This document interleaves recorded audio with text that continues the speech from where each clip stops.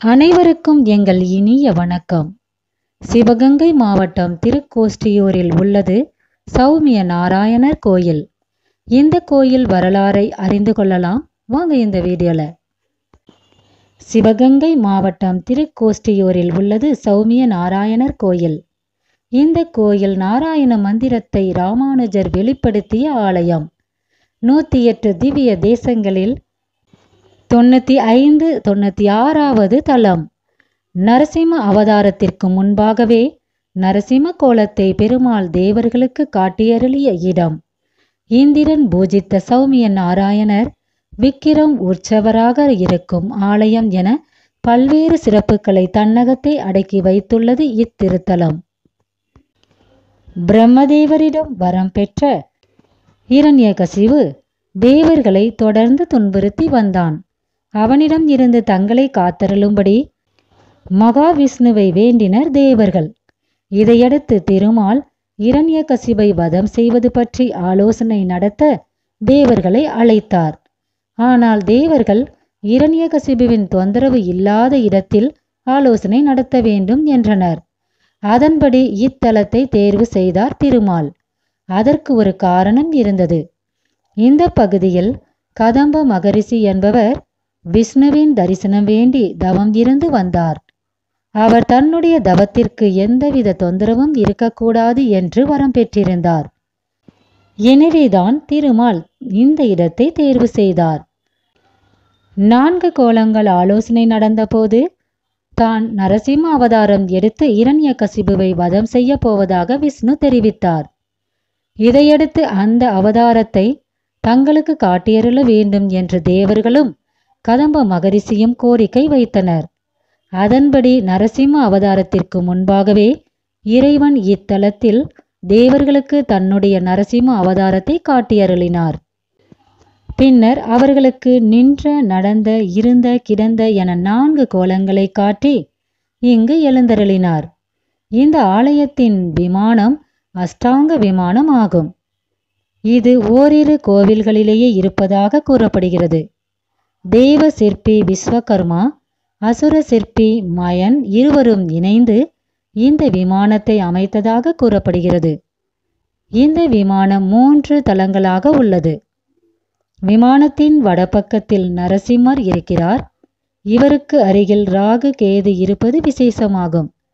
பிரகாரத்தில் நரசிம்மர் இரண்யனை வதம் செய்த கோலத்தில் இருக்கிறார். கோவில் முகப்பில் சுயம்பு லிங்கம் இருப்பது வேறு எங்கும் இல்லாத சிறப்பாகும். தனி சந்நிதி இத்தல இறைவனான சௌமிய நாராயணருடன் ஸ்ரீதேவி மற்றும் பூதேவி இருக்கிறார்கள். மேலும் மது, கைடபர், இந்திரன், புரூப சக்கரவர்த்தி, கதம்ப மகரிஷி, பிரம்மா, சரஸ்வதி, சாவித்திரி, இந்திரன் ஆகியோரும் உள்ளனர். திருமாமகள் என்ற பெயரில் தாயாருக்கு தனி சந்நிதி இருக்கிறது. இத்தலத்தில் சந்தான கிருஷ்ணன் என்ற பெயரில் கிருஷ்ணன் வீற்றிருக்கிறார். இவருக்கு பிரார்த்தனை கண்ணன் என்ற பெயரும் உண்டு. இவரை வழிபட்டால் புத்திர பாக்கியம் கிட்டும் என்பது நம்பிக்கையாகும். இத்தல இறைவனை பெரியாழ்வார், திருமங்கையாழ்வார், திருமலிசை ஆழ்வார், பூதத்தாழ்வார், பேயாழ்வார் ஆகியோர் மங்களாசாசனம் செய்து வழிபட்டுள்ளனர். விளக்கு வழிபாடு இந்த ஆலயத்தில் விளக்கு நேர்த்திக்கடன் பிரசித்தி பெற்றதாக உள்ளது. இங்கு வந்து பிரார்த்தனை செய்பவர்கள் ஒரு அகல் விளக்கு வாங்கி சுவாமியிடம் வைத்து பின் வீட்டிற்கு எடுத்துச் செல்கின்றனர். அந்த விளக்கில் காசும் துளசியும் வைத்து சிறு பெட்டியில் வைத்து மூடி வீட்டின் பூஜை அறையில் வைக்கிறாங்க. இந்த விளக்கில் பெருமாளும் லக்ஷ்மியும் எழுந்தருள்வதாக ஐதீகம். இவ்வாறு செய்வதால் பக்தர்களின் நியாயமான வேண்டுதல்கள் நிறைவேறும் என்பது நம்பிக்கை. வேண்டுதல் நிறைவேறியவர்கள் மாசி தெப்ப திருவிழாவின் போது இந்த விளக்குடன் மற்றொரு நெய்விளக்கை தீர்த்தக்கரையில் ஏற்றி வைத்து வழிபாடு செய்கின்றனர். அந்த நேரத்தில் புதியதாக வேண்டுதல் செய்ய வரும் பக்தர்கள் இந்த விளக்கை எடுத்துச் செல்கின்றனர். புரட்டாசி சனியில் சிறப்பு தள்ளுகை. புரட்டாசி சனிக்கிழமைகளில் சௌமிய நாராயணர் கோவிலில் பக்தர்கள் கூட்டம் அலைமோதும்.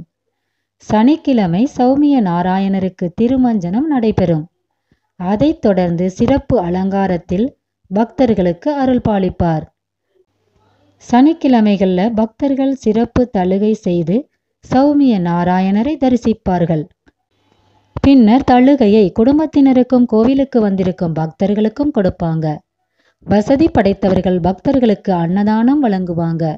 புரட்டாசி சனிக்கிழமைகள்ல மட்டும் உலக நன்மைக்காக சகஸ்ரநாம அர்ச்சனை நடைபெறுகிறது. தினமும் 4 கால பூஜை சௌமிய நாராயணர் கோவிலில் தினமும் காலை 7 மணிக்கு காலசந்தி பூஜை நடைபெறுகிறது. மதியம் 12 மணிக்கு உச்சிக்கால பூஜையும், மாலை 5:30 மணிக்கு சாயரட்சையும், இரவு 7:30 மணிக்கு அர்த்தஜாம பூஜையும் நடைபெறுகிறது. சித்திரை, ஆடி, மாசி மாதங்கள்ல நடைபெறும் விழாக்களின் 45வது நாளில் தங்க கருட சேவை நடைபெறும். காரைக்குடியிலிருந்து 24 கிலோமீட்டர் தொலைவில் உள்ள திருப்பத்தூர் சென்று அங்கிருந்து 6 கிலோமீட்டர் சென்றால் திருக்கோஷ்டியூரை அடையலாம். இவ்வளவு சிறப்பு வாய்ந்த இத்திருத்தலத்தை பற்றி இப்பொழுது தெரிந்து கொண்டீர்களா? உங்களுக்கும் வாய்ப்பு கிடைக்கும் போது இத்திருத்தலத்திற்கு சென்று இறைவனின் அருள் பெற்று ஆரோக்கியமாக, வளமாக, நலமாக வாழுங்க. வாழ்க வளமுடன், நலமுடன் அனைவரும். நன்றி.